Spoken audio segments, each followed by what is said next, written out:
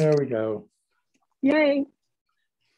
So I'm at a men's knitting retreat in Colorado. Hey. And where in Colorado?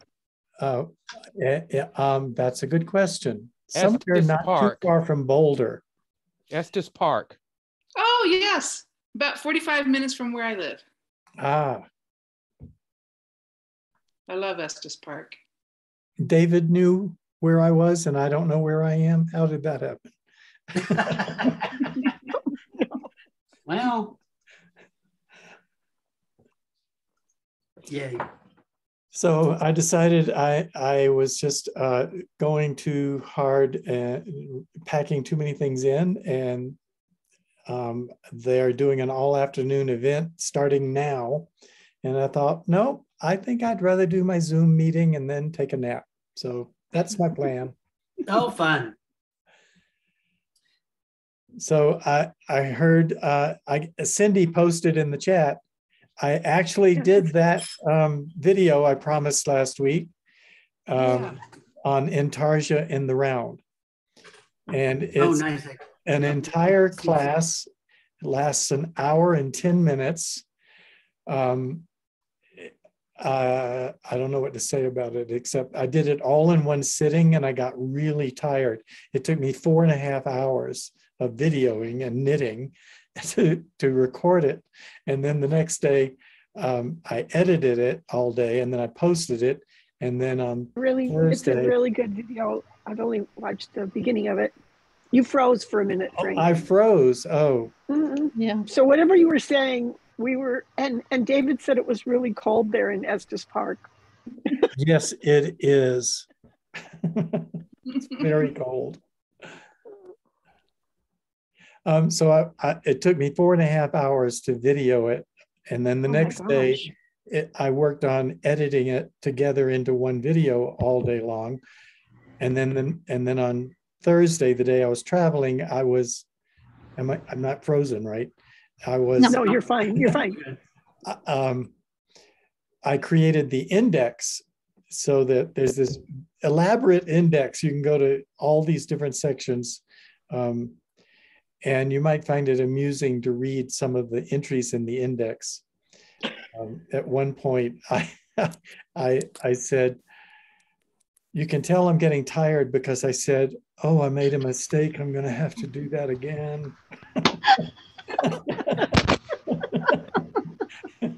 And I just kind of muttered it under my breath.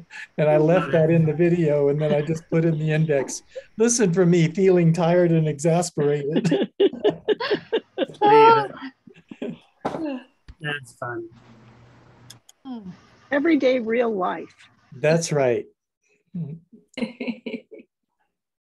Hi, Sidra. Hello. Hi, Jensine. Hello. Hi, Jenny. Hey. Hello. Hi, Kay. Hi. And I guess we've already said hi to Judith, Cindy, Sumner, and Kathy. David. Hello, everyone. Hello. Sumner had a question about your hat. Oh, Jenny. Yes. The Sockmatician hat. The triple knitting hat, the collar block hat. Yes, yeah. Okay. I was working last week. I missed the meeting. How did your hat come out? So the color block hat, I finished it and it was good. It was for a lady. I thought it was too short. I like my hats to come down so I can fold them up. So it just came down to the ears. But my husband said it was a good fit, but he didn't like the colors. So I've knitted him a different one. So he wanted the Sockmatician also had another one, which was a Union Jack flag. I saw that. It was brilliant. Yeah. He just wanted that in shades of grey. So I've done that for him in 3 different shades of grey, and it fits him beautifully. Oh, isn't that nice? Can you show it to us? Yeah, I'll go and find it. Hold on a minute. Sorry, giving her homework. Phrancko, I love my sweater. I've worn it all week. Oh. But I hated the neck, so I just cut out the neck, and now I'm putting the neck back on. I'm putting a different neck on it. But this is the most comfortable, best fitting sweater ever. Wonderful. And I just hated the neck. It was too short. Too short? Yeah. Oh. Well, there's Mr. Beauregard. Then you should have made the round neck. You know, the crew neck comes in 3 different styles. Well, this is the saddle shoulder one. Oh, it's the saddle shoulder. Sorry. Yeah. So I'm just going to make it wider, and I'm very happy with it. All right. So comfortable. I couldn't take it off. Oh, good. What yarn did you use, Sumner? I used off the cone. Oh, that's right. That was that. Yeah, Finer, Harrisville design. It's funny. It's very, very woolly on the cone, but after you block it, it is so soft. Oh, wonderful. You just don't want to take it off. It breathes. It's not itchy. The difference between the cone and after you block it is amazing. It's like it becomes a different yarn. Yes, that can happen. Does it bloom? Oh yeah. Yeah. Yeah, it's beautiful, and it's not too hot. I thought it might be too hot after it blooms. Like alpaca, even a DK weight can be so warm. But this, no, this is beautiful. It breathes, is very nice. Nice. And the color is gorgeous too. Oh, thank you. A very nice color. Jenny, you're going to show us the hat. Yeah. So this is the Union Jack hat. Oh my goodness. Cool. Oh, wow. Look at And that. it's just a dark grey, a light grey, and a medium grey.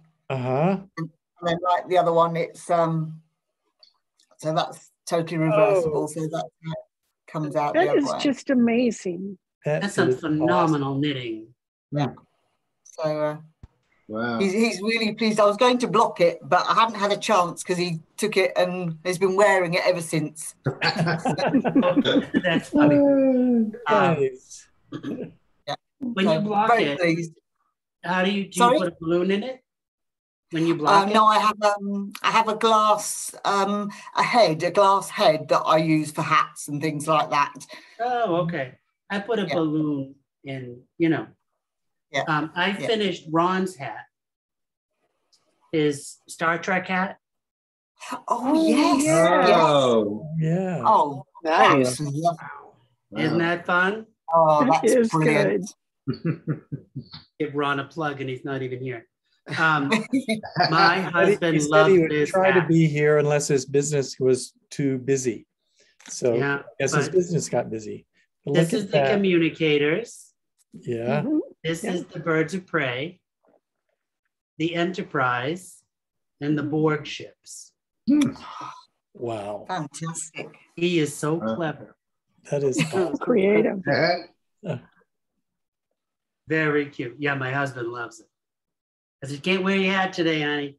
I gotta show the group. What a great job you did. Wow. Well, it was, I mean, that's the designer, just like my sweater. It's you, Phrancko.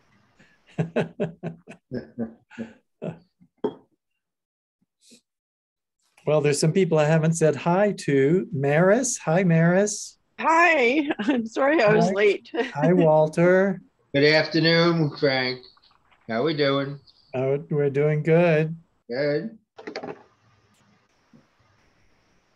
Did anybody else sneak in? Judith.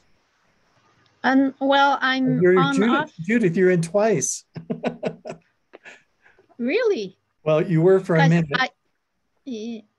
Sorry, I've left, came back, because every one of you were frozen. Oh. And and there was a blank image when Jenny showed her hat, so I missed it. Oh. Dang. Well, Jenny, can you show the hat for Judith? Yeah. Oh, if you don't mind, but no, that's okay. No, I can't see anything. That's strange. You can't see it now? No. You can't? There's everything's black Sophie's. For everyone or just Jenny? No, Cindy is okay. Catherine is okay. Frank, you're okay. Sumner, I am. Oh, it's nighttime here. That's what the problem is. Really? No, it's strange. That's why I tried to leave and come back to see if it was okay. No. I can't see Walter. I cannot see Maris and Jenny. Maybe I should leave and reconnect. That's very strange that you can see some of us and not others. Yeah. Okay. Well, hello, I'll be back Hunter. Welcome to the group. Hi. Is this your first time with us? Yes. Welcome. Hi, Hunter. Hi. Welcome. I'm knitting the baby sweater right now because I'm waiting on my yarn to come, but I had enough to do the baby one. So you're just practicing. Yeah, I made like a baby crop top actually. So.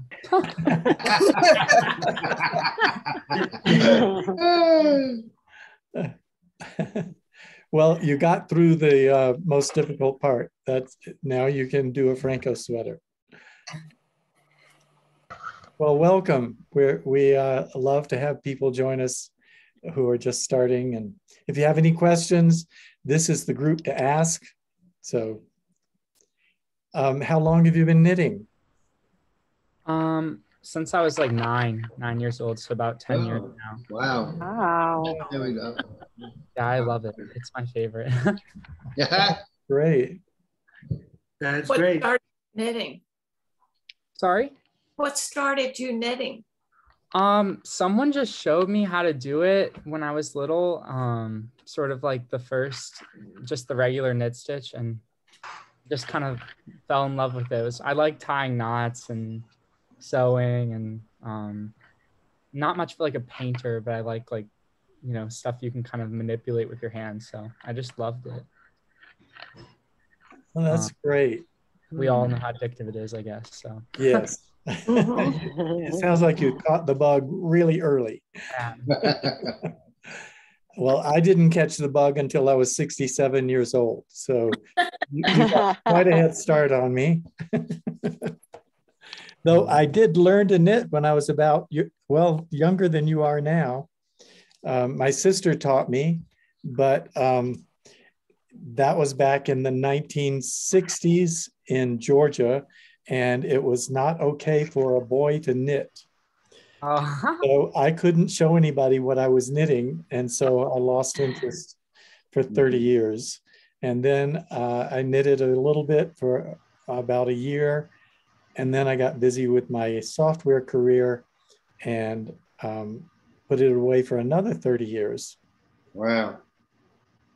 And then I started knitting, and I just really caught the bug, and I do it all the time. It's really a wonderful thing to do. So you're really lucky that you're going to be able to do this whenever you want to for the rest of your life. Yeah. I'm really excited. I do have a question, actually. What is a saddle shoulder? A what? A saddle shoulder? A saddle shoulder. Who would like to explain what a saddle shoulder is? So the shoulder itself. Sumner, just a minute. Wait. Sumner volunteers, and I got to put him in the spotlight. So I don't know if you can see the definition of the stitches. You can see the stitches directionally change.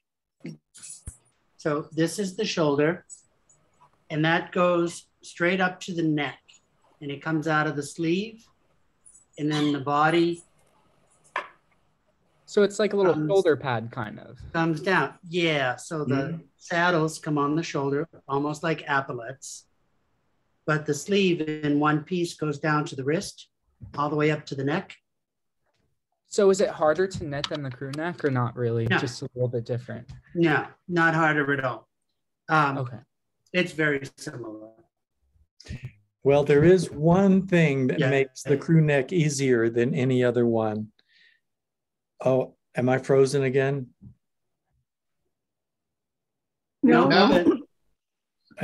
Am I you're frozen? not frozen. No. No, you're okay. It looked like everybody froze, and I've got really, it keeps telling me my internet connection is unstable. So just, I hope I can get through this. Anyway, the crew neck does all of the neck shaping before it starts doing the sleeve cap shaping. It's the only one that makes sure that the neck shaping is completed before you start the sleeve cap shaping. That difference makes it a little bit easier than all the other patterns. But if you understand that you're going to do sleeve cap shaping and also in the same round do some neck shaping and keep track of them separately, it's just a little more complicated, that's all. But It's how you count your rows. It gives you a deeper neckline Yes. if the crew neck is very high. Actually, the saddle shoulder is pretty high also, Kay. I was able to modify the saddle shoulder so that the neck was larger pretty easily. I should probably put that as an option in the saddle shoulder since I already have it in the crew neck. Yeah. That's something for me to think about doing. It's pretty easy, I thought, to modify, but I mean, I've been knitting for 33 years or something. So Frank, when you Who's it's Sidra. When you do a 2-color saddle, are you working, I mean the saddle shoulder in a different color? Are you working both colors at the same time when you're doing the neck and shoulder?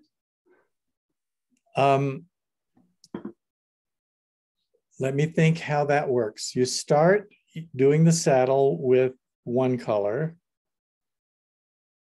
You pick up stitches in the other color on the two sides of the saddle. And you have to knit flat for a few more rows. When you're knitting flat on those rows, you have to use intarsia. Okay. To keep the color sections separate. So, you've got the saddle shoulders coming down into the sleeve and your body is maybe a different color. So you're going to change colors at the front and the back of the sleeve cap. And it's just a simple intarsia color change. That's all it is. And okay, then, so you have like 5 balls of yarn going all at the same time then? yes, just for a few rows. And then how does it work after that? Well, actually, I'm trying to think. How is it done after that? It's been a long time since you did yours. It is. How is it done?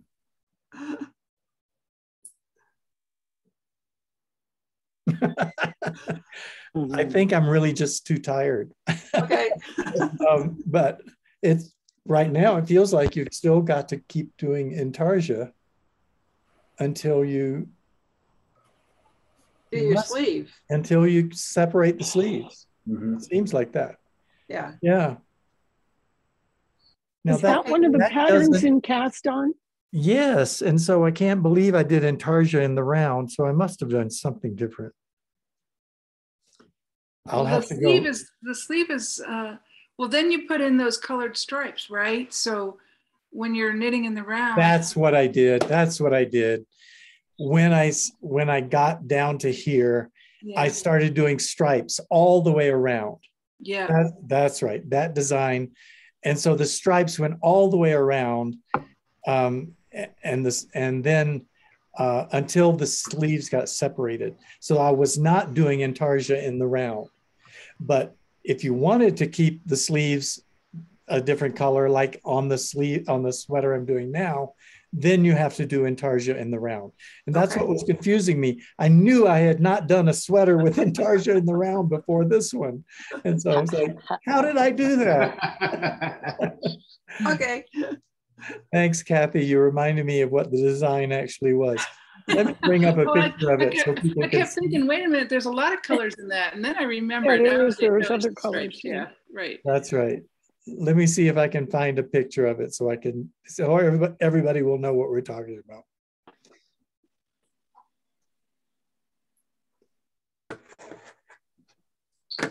Let me see something here.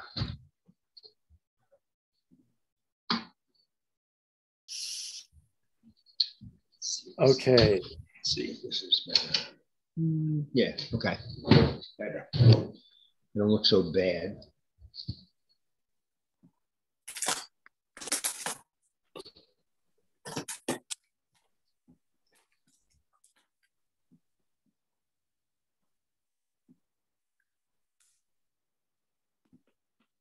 Here it is. Okay. Okay, so Hunter, this will show you what saddle shoulders are. See how the sleeve comes up and continues across the shoulder all the way up to the neckline. We don't hear Hunter. I think he's muted, but that's all right. Sorry. So once I got down to where I was knitting in the round, I just started doing stripes all the way around the sleeve and the chest until the sleeves were separated from the body. So that's how it was done.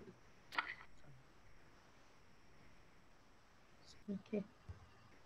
I believe, well, maybe it wasn't even that far down because the color still is one color on the below that. But anyway, that is not done with intarsia anywhere except across the shoulders. I think that was a few rounds of intarsia before I started the neck and the other. I don't remember exactly. It's a pattern in cast on. It is in cast on.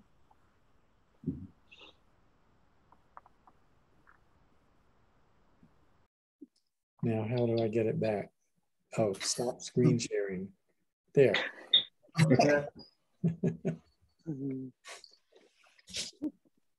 Frank, did you already talk about the sweater you have on today? Oh no, this is not new. I've talked about it before. That's the helix. Let me see. I'm trying to spotlight me. Yes, this in the past we've talked about this sweater quite a bit because as usual, I talked about it while I was creating it and then talked about it after it was published. I believe this was the sweater's pattern that was published in the issue before the last one. The last one was the gold sweater with the cables on the sides of the V-neck. Okay. This sweater is knitted using 4 different colors of helical knitting. So each color is knitted by itself. It's not a multi-stranded color work. It's just one color at a time, but they travel around the sweater like a barber pole. That's called helical, and it's a four-stranded helical pattern. Okay. And then some of them are purl ridges instead of all knit. Yes, it's actually there's also a texture up here. Well, this shoulder's probably Oh, okay. I see it. Yep, I see it now. Texture up here that's a knit purl pattern, and it's a 4-row pattern that creates an interesting texture. That same pattern is this pattern here, but here it's 4 different colors. It's a 4-row pattern all in one color up here, but then it's four different colors when it gets down here. And then for just a few rows after that, it's 4 rows of one color, and then it goes to stockinette. Nice. Is it a worsted weight yarn? It's a DK weight. Okay, very nice. Almost all of my sweaters are now DK weight. I might do a sport weight one soon.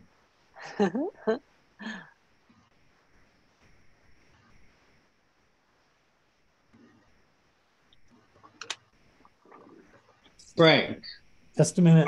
All right.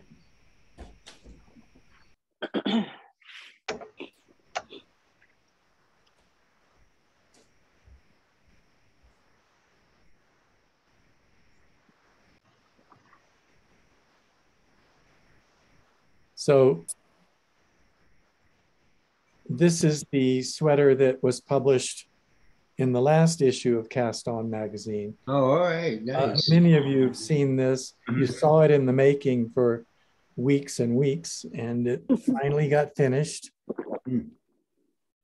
That's the front, and the back is a little bit different because the cable comes down, comes to a point, and stops.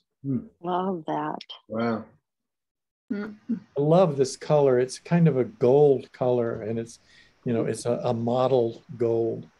And it's got some silk in it, so it's also a little bit of a sheen to it. Not very much, but it actually looks like a gold sweater.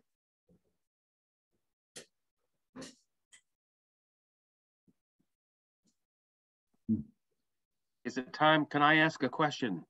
Yes. Sure.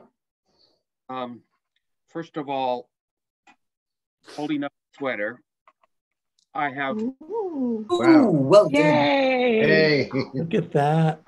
I am now at the bind off of the neck, the crew neck, believe it or not. Wow.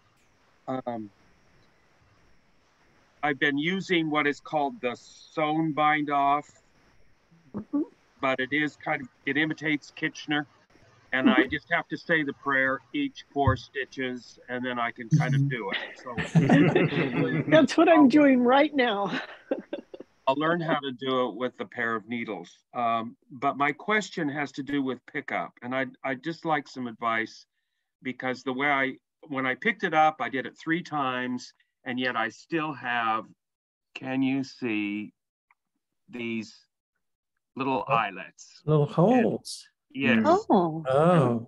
And is it because the needles, were stretching it and it will come out? Is it because I was picking up the wrong side of the loop? I'd be very curious in any advice about picking up. If you pick up that stitch, 1 stitch below the final stitch, you'll eliminate those holes. So pick up 1 stitch down, it'll create a little ridge underneath the neck, but it will be completely invisible. Okay. Someone in a shop told me to purl around once before I even started. And that was first, so I took that out. Yeah, I want to do that. Pick up 1 stitch below. So, and just over the years and years that I've knit, it doesn't make any difference to how this sweater fits or how it hangs. But when you're putting on a neck or a button band, 1 stitch in will be seamless. Because that salvage row can be very difficult and sometimes create a loop just because of how salvage stitches, the structure of them. And clearly I was doing it the very top stitch, so you're right. And you might have only caught 1 stitch. I mean, you might have only caught 1 thread of the selvage, which would make it even worse. But he's right. If you don't just catch the 2 strands of the selvage stitch, but actually go in, I don't know how to say it. Go 1 stitch in. That's the best way to say it. And that's perfect advice, Sumner. That's thank you. Next sweater will not have that decorative holes all around. It doesn't look bad, Hey, it's not a flaw, it's a design element. That's right. And then I'm going to put, I'm going to weave around a little glitter through it. Beads, That's fun. You're biting off the neckline, David. That's That's so exciting. You came here when you were just trying to figure out how to do the very first cast on. Yeah, yeah. And we've watched you go through this whole process, which That's is so brilliant. thrilling. Thank you. Thank you for persisting and staying with us. Well, and it fits my neighbor across the hall perfectly, but she doesn't get it. I'm going to wear it. I don't care. That's fun. So do you pick up stitches in every stitch when you're picking up around the neckline? Yes, I do. I do too. Mm-hmm. Okay. Though some people suggest different things, but it just works to pick up in every stitch. It's ribbing, so it's a different gauge than the work itself, Right. but it's flexible, so it adjusts. Do you do a decrease row right away then, Frank? No. No, you don't? Oh. I don't. But you use in the pattern, doesn't it suggest a smaller needle so that the ribbing is smaller? That's right. The pattern says to pick up and use smaller needles. That keeps it from being too bulky or too stretchy. Sometimes I think on my first Phrancko sweater, I actually picked up more stitches because I was using 2 sizes down because I really wanted a finer neckline. Ribbing. Yeah, and I actually picked up more stitches along the side of the V. It was a V-neck, so and it worked out pretty well. Well, there are places on the sweater where the stitches go in a slightly different direction. Yeah. Do you understand what I'm saying? So, yes. Right in front, it seems to have no gaps. It's when it's in the process of changing direction that I think I really need to go lower on the sweater to pick up. Yeah, so on the clavicle bone, where it drops, that's where it's nice to go in one stitch, where it drops in the clavicle bone. Because when the sweater being top down, because it's structurally top down, you could create a hole if you don't go in one full stitch. Thank you. Also, notice when you are picking up stitches across the bottom of the neckline or across the back of the neckline, you're picking up cast on stitches. Whereas when you're picking up stitches on the side, you're picking up selvage stitches. Yeah. And the selvage stitches are the ones that tend to make holes.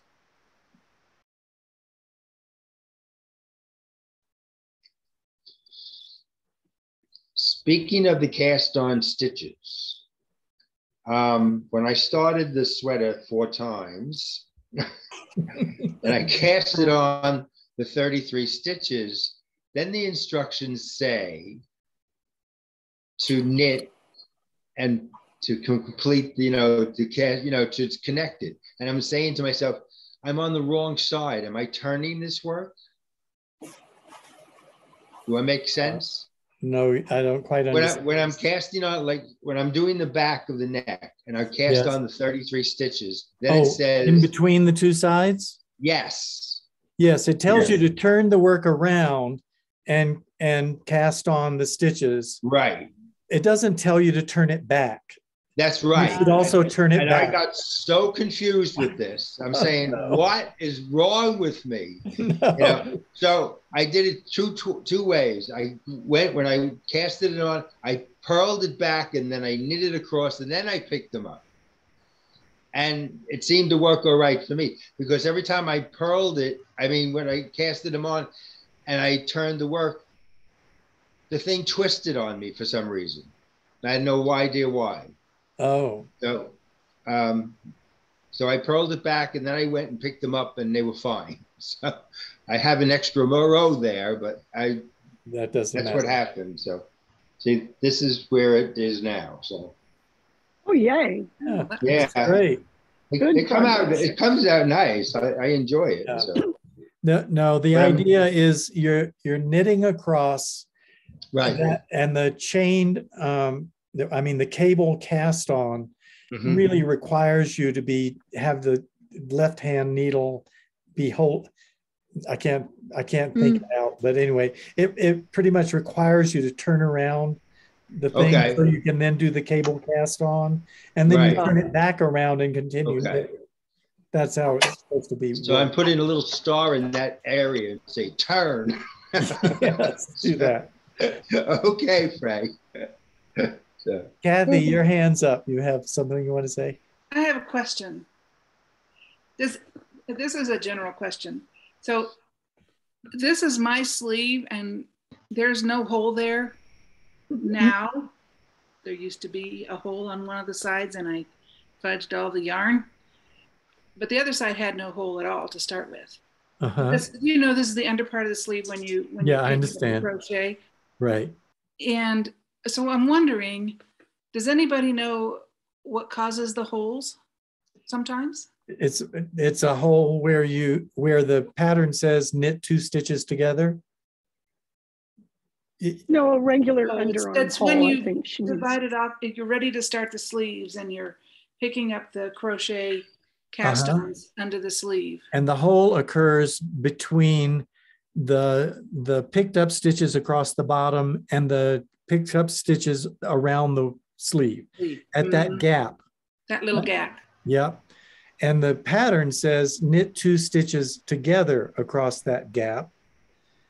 But that's actually not good enough. I forgot to do that though. Oh, that's why you say that, but I forgot to do that. That's why you got a hole. That was a bad hole. I actually create a 3rd stitch and knit 3 stitches together, but it's too complicated to describe in the pattern. So the pattern just says knit 2 together. Yeah. Actually, I did create that extra stitch, and then I ended up having one more to decrease because I created the extra stitch, but I forgot to do that other part. But I just wondered why that happened. I had a hypothesis on this because I've done a lot of top-down sweaters, even non-Phrancko sweaters, and it happens. I think the body stitches are heavier, so they pull the connecting stitch between the stitches on the holder, so it pulls it. So now when you're picking it up, you would need to go in and rethread your stitches, like sometimes I do with a crochet hook. To like even out your stitches. That's what I did. It always will create a hole there. And to close that hole, you could knit 2 together. You could go into 5 or 6 stitches in and resize those stitches because they're just pulling over time. Yeah, and I had my daughter trying this on a couple times, so that would have made it even pull more. Yeah, it'll just pull and create that gap. The same problem occurs in making mittens. It's called the gusset. The gusset where the thumb connects to the mitten body hand, and it tends to get that same hole. And it's something about how the stitches are pulling in 2 different directions. The sleeve is pulling in one direction, the body's pulling in another direction, and there's just a hole that is at that particular place that tends to open up. Suzanne Bryan has an excellent video on how to resolve that. And I don't know what it's called, but maybe avoiding underarm holes. Right. Yep. There you go.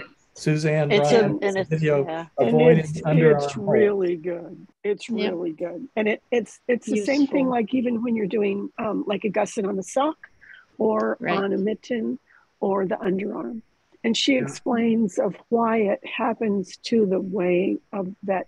For some parts, you've turned and gone back the other way, and then the other one, you're starting to go all the way across. And so it has a little bit different stretch in different places. I'll read it. I'll look at that. That sounds interesting. Yeah, because I was just curious. If you get that hole, maybe this is what you did. You can also just close it up by doing some creative sewing on the back of the sweater around the hole and tighten it up. It's more kind of like, to get rid of the hole, it's almost more like mending, that you kind of go around the thing. Exactly. Pull it tight that way. Yeah. Well, I did what Sumner suggested, where you just take the loose thread, which was maybe 1/4 of an inch, and work it back into the other stitches. Yeah, resize it back like 6 or 7 stitches. It works. Yeah, and so one side had that hole and the other side had no hole at all, even though I didn't knit two together. But I think Suzanne explains why that happens on one side and not the other. Suzanne explains why that happens on one side and not the other. And it has to do with which one kind of goes across and which one has gone back the other direction. Yeah, that makes sense. But I think knitting two together would make it stronger right there. Yeah, I think it does too.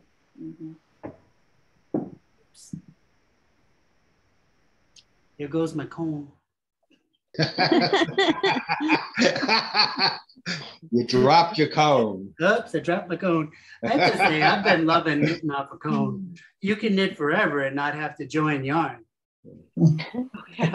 And I mean, that's great. This cone is almost 400 yards. Oh my God, that's wonderful. That's crazy. That's like half a sweater right there. Yeah. Right? Yeah. It's really 450 yards in a cone. Wow. See, that's the advantage of living in the big city. Yeah. Wow. Well, no, I had to drive 3 hours into the country to get that cone. Wow. Yeah. I went to the actual mill in Harrisville. Oh, in Harrisville. Which is on the way up to Vermont. Right. I'm on the east coast of Massachusetts. Oh. That's almost farthest west Massachusetts before you're in New York. Wow. Yeah, that's a long ride. Yeah. It was fun. Beautiful little town. It was funny when I was a child in Queens, about 4 blocks away, there used to be a spinning company with the combs, and they used to do all the threads there. The guys used to give us all the hard combs to play with when we were kids, and had all different colors on it and everything. Oh yeah. Never realized I was going to knit now. You know, I have something else to say about picking up stitches around the neckline. I forgot to say earlier. Let me spotlight. Pop yourself up.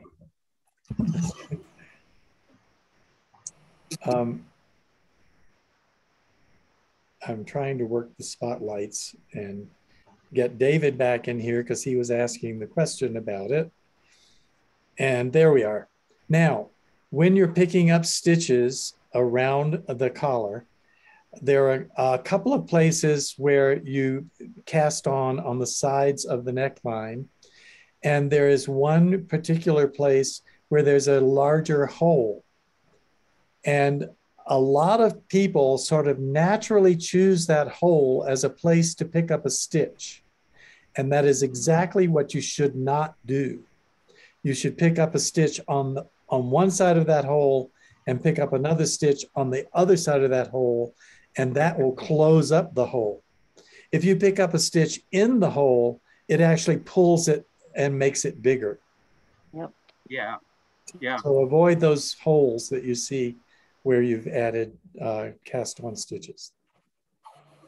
Is it real important to make sure that like you pick up an even amount of stitches on each side of the, like on the front and back? No. No. Okay. It depends on your ribbing, doesn't it? Well, the pattern says pick up an even number of stitches all the way around. And it doesn't tell you how many to pick up. That's by design. And it's because everybody's got different ideas about how to pick up the stitches. But if you're going to do knit one, purl one ribbing, you clearly have to have an even number of stitches. Correct. So what do? I pick up stitches all the way around without counting and without worrying about whether they're even. And then on the first row, I knit one, purl one all the way around. And when I get back to the starting point, if I've got one, if it's going to end with the same kind of stitch I started with, I just purl two together. That's right. That's what I just did. Get rid of that extra stitch. You Doesn't don't really matter. have to know it was an even or an odd number. If it was an odd number, you'll find that out when you get back around. You find it out real quick. If you don't knit two together and you have an odd number, you're going to create seed stitch when you go around.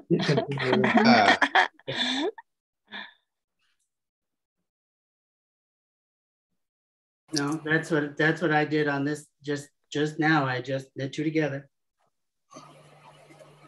And on the first collar on this sweater, I did the same thing.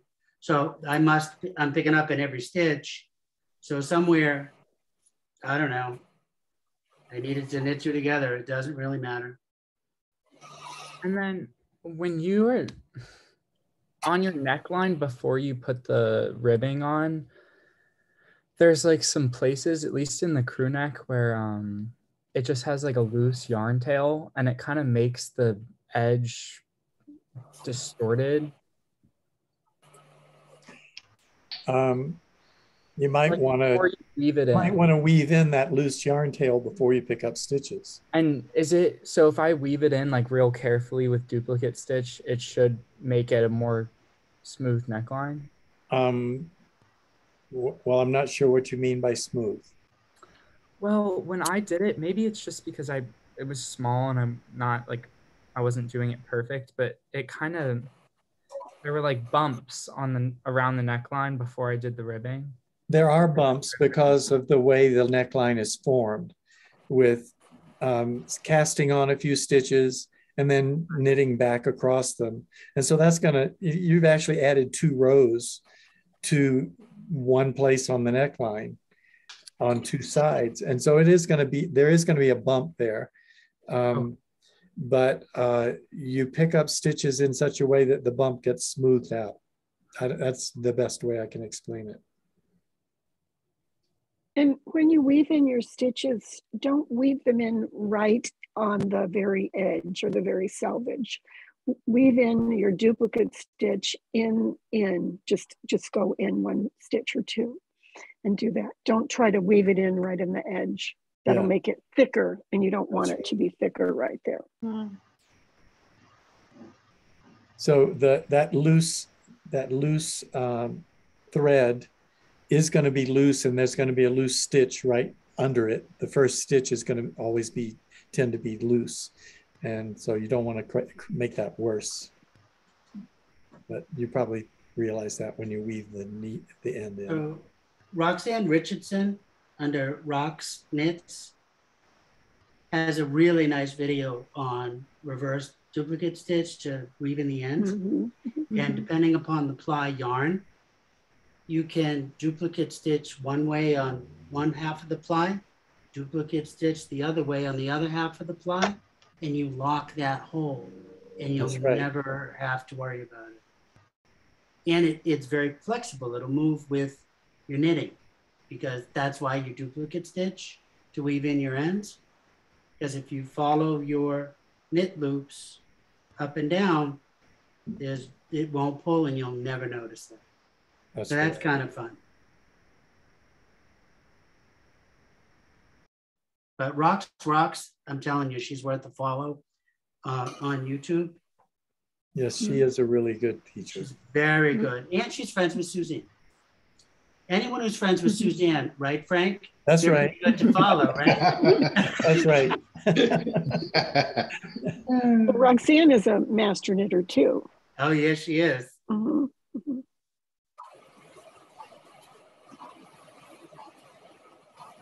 I'll get there one day. Have you started yet? I have started. I've outlined my what I'm writing, and that's really the only place that I'm stuck. Funny, I had never taken an English class until college. So sometimes I still, it's tough to put it down. I I still sometimes will like write French and it doesn't make sense because it's in the wrong order. So it's just a thing. I'll get there and I'll proofread it. Well, have you done any of the knitting or all of the knitting? Yes, I did. I did a lot of the first swatch knitting, and then I have a boatload of Cascade 220 in my stash. Yes. Just, is it all white? All white Cascade, all a boatload. All right, you're all set with the. I got like 20 skeins. It has to be white? No. It should be. It's recommended because it's easier to count stitches for the people who review your work to see the natural color yarn. So it's not white, it's the natural color. It's a light natural color. Yeah, it's an off-white. It's an off-white. But the instructions actually say you can also use pastel colors, but you have to be very careful if it goes up just a little bit darker than pastel, and if they have trouble seeing the actual stitches that you're knitting, then they'll make you do it over again. So it's just safer to use an off-white yarn. Of course. Who asked that, by the way? It's Judith. Judith. Sorry. Yeah. Are you working on the master's program, Judith? I wouldn't dare. I heard you Cindy. could do it. You could do it, Judith. Yes, you could. So. Yes, I don't think so because I heard you mention that there's so much writing to do, and I don't think I think it would be a problem writing it in English. It would. I'm not saying that I would not be able, but it would mean a lot of work for me, I think. I see. So I'm not sure I would enjoy it as much as I do knitting and trying different things. But I'm not saying no. But well, there is another program called the Certified, what is it? The Professional Knitter Certification, which doesn't have all the writing. It's just focused on the knitting only. So you might consider that. And anyone doesn't know, we're talking about programs that are offered by the Knitting Guild Association at tkga.org. You might want to consider that if you're interested in learning everything that you can about knitting. But I also would say that I have seen your writing because you wrote for your featured Phrancko sweater, and they understand that not everybody speaks English as a first language, and they don't judge your English as long as you get the concepts right and they want to know that it's a thought out report, and that's all. So I wouldn't discount yourself because English is not your first language. Okay. My husband said, just do it. Yeah, just do it. Right. He'll proofread it. So yeah, I didn't have any English in high school. So it was tough. I mean, I'm much older now. I get it. I speak great English. I do not write great English. And I'm still doing it. What's your first language? When I was a kid, it was Canadian French. French. Yeah. My family's from Rimouski. Rimouski, yeah, I remember, but I didn't know that. I didn't know that you lived there, or. No, I lived only in Massachusetts, but you didn't have to speak English. Massachusetts is one of those. We had a French radio station that we listened to as kids. Now I went to school in English, but I grew up in a fishing boat, right? And then in high school, I didn't go to all the years of my high school because of other things. So I missed English. Wow. And they just passed me through without English. Wow.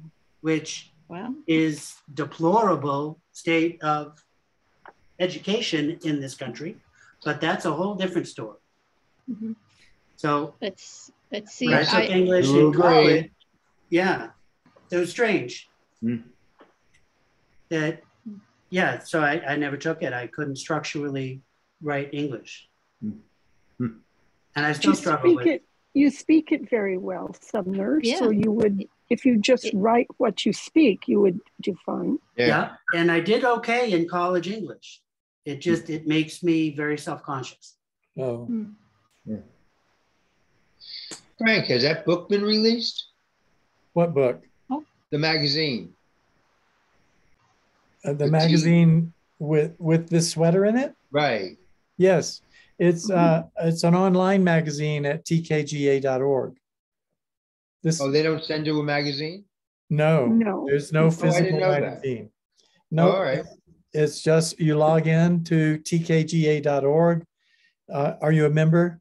Yes. So you paid your $25.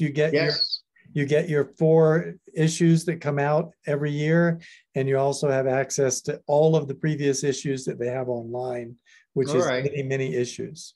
But it's all online. They stopped doing the physical magazine back in 2017. Oh, all right. It's all digital. Yes. That's actually really nice because they have so much more content than they would be able to have if it was a printed magazine. All right. And you can go on the cast on page and you can search for Frank Jernigan and it will tell you all of his patterns that he's got. It's really great. All right. Good. I was waiting for a book. Oh dear. Okay. My bag. And when you log in, you'd be waiting for a while. Yeah, you'd be waiting a long time. When you log in, look for member resources and pull down that menu and it will say Cast On Magazine. Okay. Take you to the current issue and you'll also be able to see all the other issues that they have. All right. Thank you very much. I got something to do this evening. I have one more question for Sumner. Yeah. Have you ever tried dictating to a word processor like Word? I don't understand. Yeah, I have. I'm not. Now, I did take a writing course in college and I did very well, so I can do it. So maybe something like that, Dragon software. I don't know. Well, Microsoft Word too, you can dictate to, and it types it all out for you. So maybe something like that would work for you. Yeah, I'll look at that. That's anything to help. Thank you. I mean, I'll look. I will look. I think maybe, yeah. It's just having to put it down and be able to work proofread. With it. Yeah. Yeah. So, but I'll get there. Good. I struggled still with English with college, but I did it. I don't know why I'm picking on you, but we haven't heard from you today. So I thought I would ask you how you're doing, Jensine. I am doing well. I haven't made as much progress as I would have hoped to have made at this point, but I have a good excuse. Since we've been talking about the Master Knitter program, I just started. Oh, really? Last month, thank you. It's something I've always wanted to do. And I said when I retired, I was going to start, and I retired in December. So I started last month. Yes. Wow. So I'm excited. Great. How wonderful. Yeah, so I've just gotten the materials and started some of the swatches and the research. And unlike Sumner, I love to write stuff. So that'll be fun too. Oh, you're very excited about it. Program then. That's great. It's just there are so many different things to look at. And, you know, I originally thought, oh, geez, you know, knit a 2x2 swatch, I can do that. 2x2 rib. And then you start researching all the different videos and writing. And it's just like, wow, there's so much more. I mean, I've been knitting for 100 years, but so many things I just never even thought of before. That's right. That's good. Wow. Well, Just like we were talking about picking up stitches, like for the mitten. So, I mean, I've knitted tons of mittens in my lifetime, and I see now a lot of people are picking up lots of stitches on that thumb gusset and then just decreasing them down immediately. Like some people are picking up, instead of 1 or 2 stitches, like maybe 8 stitches in the thumb gusset. So I just think it's really interesting to see the different things people are doing. And yeah, it's fascinating. It's never boring. It's never boring, right? No, not at all. I love to learn new styles of knitting. Cindy, I'm sure we would have heard if you had gotten your report back. I still haven't. And I'm trying not to think about it, Frank. That was not helpful. I know that was not kind of me to mention it. I know. I'm sorry. What I'm doing, I'm going to stick this on so I don't lose my deal. What I'm doing on the Phrancko sweater, I'll show. I have. This was the round neck that I tested for Frank. And so I ended up, I wanted to do something different at the bottom. And so I did a seed stitch with a color stripe on it too, so that it will be a very straight side. And I'm almost, I have like 4 stitches left to, and I have plenty of yarn. I didn't run out of yarn to sew. I cut it really long. I didn't want to run out. But and then one sleeve is a bunch done too. It's got the stuff stuck in it. All right, that's very nice. Pretty color, Thank you. I like this color. Like a blush. And I wanted to show the underarm part where we were talking about that. See how that does really quite good. These are little, and there's one there too.